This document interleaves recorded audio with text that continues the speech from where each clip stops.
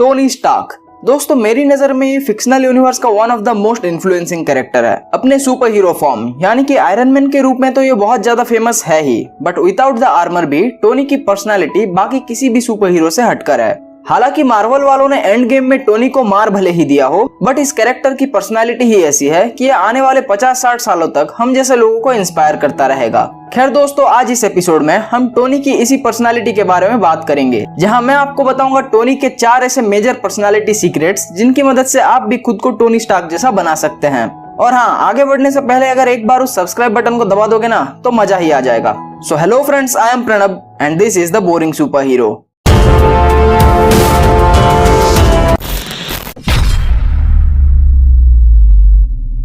दोस्तों आगे बढ़ने से पहले एक और छोटी सी बात, इस एपिसोड को बनाने के लिए जब मैं टोनी की पर्सनालिटी को ब्रेक डाउन कर रहा था तब मैंने in total 18 points list out किए थे, बट क्योंकि एपिसोड का लेंथ ज्यादा ना हो जाए इसलिए आज मैं सिर्फ टॉप 4 क्वालिटीज को ही डिस्कस करूंगा। और हाँ, अगर इस एपिसोड पे अच्छा रेस्पॉन्स आता है देन हो सकता है मैं फ्यूचर में बाकी के पॉइंट्स पर भी एक एपिसोड बना लूं। So with that being said, let's move on to the first point. दोस्तों मेरी एक बहुत पुरानी आदत है कि जब भी मैं किसी कैरेक्टर की पर्सनालिटी ब्रेकडाउन करने बैठता हूं तो मेरी नजर सबसे पहले उस कैरेक्टर के आउटफिट पर जाती है, और टोनी के केस में भी हम शुरुआत इसी से करेंगे। दोस्तों अगर हम टोनी स्टार्क के पहनावे पर नजर डालें तो जब भी वो आयरन मैन सूट में नहीं होता है उस वक्त वो आइदर 3 पीस सूट पहने लोगों के बीच होता है या एक कैजुअल टी शर्ट पहने अपने वर्कशॉप में काम कर रहा होता है। दोस्तों यहाँ मैं आपसे ये नहीं कहता कि आप भी ये 2 आउटफिट्स पहनना शुरू कर दीजिए, बट यहाँ मेरा पॉइंट यह है कि अगर आप टोनी के इस आउटफिट सिलेक्शन प्रोसेस पर ध्यान देंगे देन आप भी ये नोटिस कर पाएंगे कि टोनी हर बार अकॉर्डिंग टू द ओकेजन अपना आउटफिट सिलेक्ट करता है। दोस्तों मैंने कई बार ऐसे लोगों को देखा है जो कि जीन्स एंड टी शर्ट्स पहने फॉर्मल ओकेजन्स पे चले जाते हैं, यानी कि casual outfits for formal occasions and vice versa. And trust me guys, ये देखने में बहुत ही अनकूल लगता है और ये चीज आपके ओवरऑल पर्सनालिटी को भी डाउन करती है। दोस्तों मैं आपसे ये नहीं कहता कि आप भी टोनी की तरह एक महंगा सूट पहनना शुरू कर दीजिए, बट अपने पर्सनालिटी को एनहांस करने के लिए आप एटलीस्ट ये तो कर ही सकते हैं कि हमेशा ओकेजन के हिसाब से ही अपना आउटफिट सिलेक्ट कीजिए। दोस्तों टोनी के पर्सनालिटी का इतना कूल होने के पीछे जो दूसरा रीजन है वो ये है कि टोनी जब भी किसी से बात करता है, फिर चाहे वो सिचुएशन कैसा भी हो, उसके सामने कोई भी हो, बट टोनी हमेशा अपने बोलने के ढंग को पीसफुल और स्लो रखता है। अब दोस्तों अगर हम ह्यूमन साइकोलॉजी पर नजर डालें तो जब भी कोई इंसान बहुत तेज तेज बात करता है देन ये चीज सबकॉन्शियसली उसके सामने वाले के मन में ये बात बैठाती है कि या तो ये बंदा झूठ बोल रहा है या इसने कोई गलत काम किया है, एंड दिस इन रिटर्न उसके ओवरऑल पर्सनालिटी को भी अनकूल बनाती है। बट इसके बिल्कुल ऑपोजिट, अगर आप किसी के साथ एक काम टोन और स्लो पेस के साथ बात करते हैं देन ये सामने वाले के मन में ये फीड करता है कि आप जो भी बोल रहे हो उसमें आप कॉन्फिडेंट हो, और माय फ्रेंड्स ये चीज आपके ओवरऑल पर्सनालिटी को बहुत हद तक बूस्ट करती है। दोस्तों अगर आप अभी भी नहीं समझ पाए हैं देन मैं आपको एक एग्जांपल देता हूँ। आपको ऐसे बात नहीं करना है, इसके बजाय आपको कुछ इस तरह से बात करना चाहिए। You know that I was the only one who believed in you? Everyone else said I was crazy to recruit a 14-year-old kid.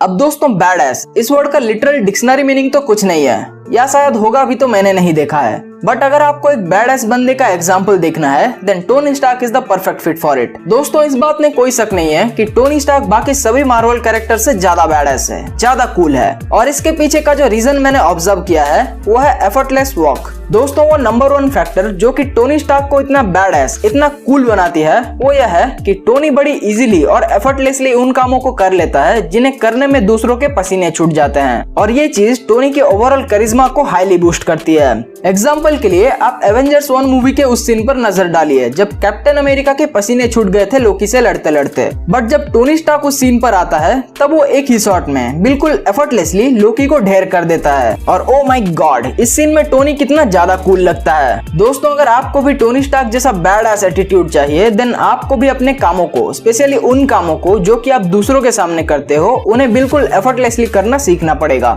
और हाँ, अगर आपको किसी काम को दूसरों के सामने एफर्टलेसली करना है देन आपको पहले अकेले में उस काम को करने की बहुत ज्यादा प्रैक्टिस करनी पड़ेगी, और ये चीज टोनी स्टार्क भी करता है मोस्टली इन हिज वर्कशॉप, जो कि मूवीज में टाइम लैप्स के फॉर्मेट में निकाल दिया जाता है। दोस्तों टोनी स्टार्क जैसी जबरदस्त पर्सनालिटी पाने का जो 4th पॉइंट है जिस पर कि आपको फोकस करना चाहिए वो है अपने काम को एंजॉय करना। दोस्तों टोनी स्टार्क जो भी करता है, फिर चाहे वो अपने वर्कशॉप में काम करना हो या आयरन मैन सूट में दुनिया को बचाना हो, बट वो उस काम को एंजॉय करता है। दोस्तों जब भी कोई इंसान किसी काम को करते वक्त अंदर से एंजॉयमेंट फील करता है, देन इससे उसके चेहरे पर एक ग्लो आती है और साथ ही इससे वो काम भी सक्सेसफुली और समय से पहले खत्म होती है। दोस्तों आज के बाद इस चीज पर खास ध्यान दीजिएगा कि आप कोई भी ऐसा काम ना करें जिसे करते वक्त आपको डल महसूस होता है, बल्कि आप अपना टाइम एंड एनर्जी उस काम में इन्वेस्ट कीजिए जो करना आपको पसंद है। और कुछ समय बाद आप खुद देखिएगा कि कैसे एक छोटी सी चीज को चेंज करने से आपकी ओवरऑल पर्सनालिटी में एक जबरदस्त उछाल आता है। और हाँ दोस्तों, कभी कभी ऐसा भी होता है कि आप किसी काम को कर रहे हैं जो कि आपको पसंद नहीं है, बट उसे करना आपकी मजबूरी है। देन इस केस में आप ये कर सकते हैं कि जब भी आपको अपने काम के बीच ब्रेक मिले, तब आप उस टाइम अपने पसंद की कोई एक्टिविटी करें, जिससे कि आपका मूड भी रिफ्रेश हो जाए और आपका अपने काम में एफिशिएंसी भी बढ़ जाए।